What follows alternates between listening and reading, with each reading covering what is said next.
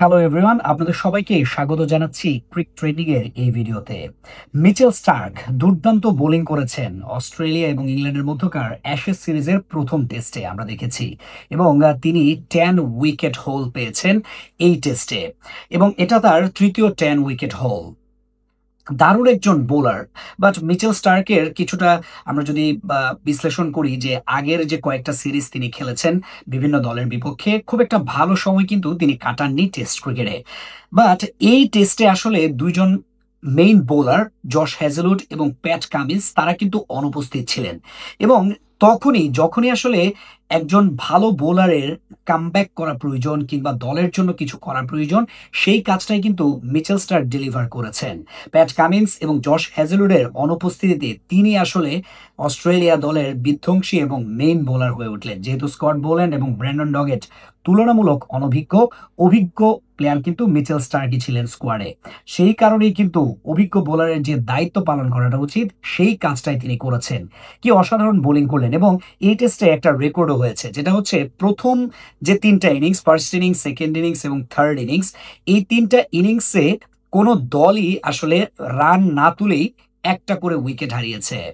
অর্থাৎ 0 রানে সবাই একটা করে উইকেট হারিয়েছে, এবং এটা আসলে টেস্ট ক্রিকেটের ইতিহাসে আর কখনো হয়নি। প্রায় 140 বছর সময় ধরে কিন্তু টেস্ট ক্রিকেট হচ্ছে, এবং এই সময়টাতে কেউই আসলে এই রেকর্ডটা করতে পারেননি। অর্থাৎ কারোরই 0 রানে তিনটা ইনিংসেই প্রথম উইকেটের পতন হয়নি, যেটা এই প্রথম অ্যাশেজ টেস্টে হলো। মিচেল স্টার্ক কিন্তু লিডার বোর্ডেও চলে এসেছেন মোস্ট উইকেট টেকার্স, অর্থাৎ টেস্ট ক্রিকেটে সেখানে মিচেল স্টার্কের অবস্থান এখন আছে 17 নম্বরে 412 উইকেট পেয়ে। তার উপরে আছে 414 উইকেট নিয়ে ওয়াসিম আকরাম, তার উপরে আছেন হরভজন সিং, এবং হরভজন সিং এর উপরে আছেন শন পোলক। অর্থাৎ শন পোলকের উইকেট সংখ্যা হচ্ছে 421টি। এই সিরিজে যদি মিচেল স্টার্ক আর 10টা উইকেট পায়, তাহলে কিন্তু ডেফিনেটলি তিনি শন পোলককে সারপাস করে ফেলবেন, এবং এটা আরো একটা রেকর্ড হবে নতুন করে। এবং এই যে ফিটনেস ধরে রেখে এতগুলো উইকেট পাওয়া টেস্ট ক্রিকেটে, এটা কিন্তু চারটিখানি কথা নয়। মিচেল স্টার্ক কিন্তু সেই কাজটাই করে যাচ্ছেন।